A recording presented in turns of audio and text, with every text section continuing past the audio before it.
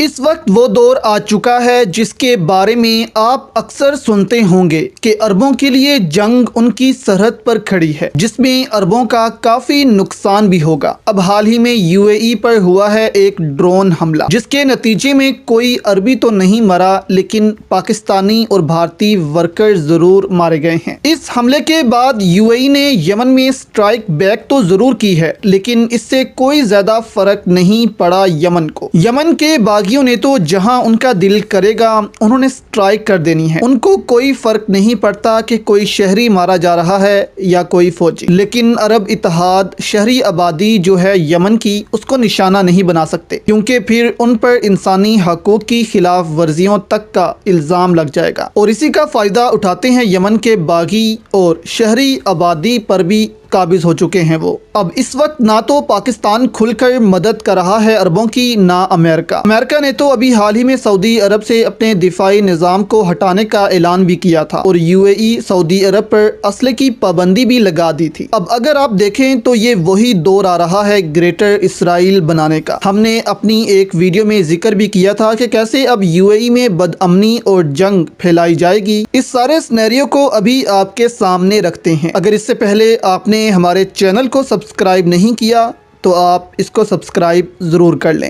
اس وقت نہ تو امریکہ نہ پاکستان عربوں کی مدد کر رہا ہے اس جنگ میں۔ پاکستان کا صاف موقف ہے کہ پاکستان اس جنگ میں نہیں کودنا چاہتا۔ ہم نے پہلے ہی امریکہ کا جنگ میں ساتھ دے کر بہت بڑی قیمت چکائی ہے۔ اب ہم صرف پاکستان کی جنگ لڑیں گے، اور وہ ہے غربت کے خلاف، معاشی بدحالی کے خلاف، جبکہ امریکہ کا اپنا موقف ہے، اور خشوگی قتل کے بعد تو یورپ اور امریکہ کافی مخالف ہو گئے تھے عربوں کے۔ اب UAE کے پاس ایک ہی آپشن بچتا ہے کہ وہ مدد لے اپنے حال ہی میں بننے والے دوست اسرائیل سے، اور اس کی مدد سے یمن جنگ لڑی جائے۔ اب اسرائیل کے پاس خود کا آئرن ڈوم ڈیفنس سسٹم ہے جو اسرائیل UAE کو دے سکتا ہے۔ اس کے علاوہ اسرائیل یہ آفر بھی دے سکتا ہے کہ وہ بھی اس جنگ میں شامل ہو اور عربوں کی مدد کرے۔ اب اس آفر کے بعد تو اسرائیل UAE اور سعودیہ کے لیے ایک مسیحا بن کر آئے گا، اور وہ تو یہی سمجھ رہے ہوں گے کہ یہ ایک مسیحا ہے، لیکن اصل میں اسرائیل عربوں کی ہی جڑیں کاٹے گا۔ دیکھیں دوستو،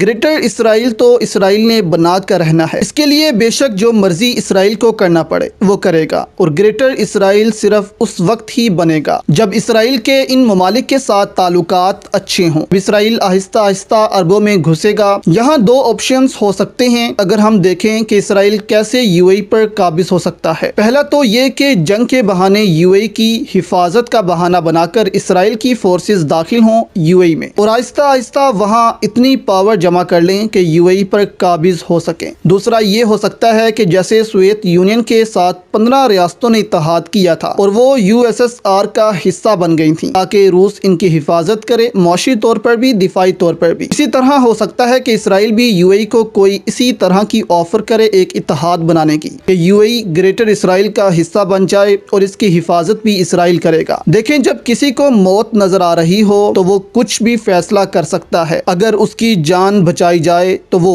آپ کے لیے کوئی فیصلہ کر دے گا، بے شک وہ اس کے خلاف ہی کیوں نہ ہو۔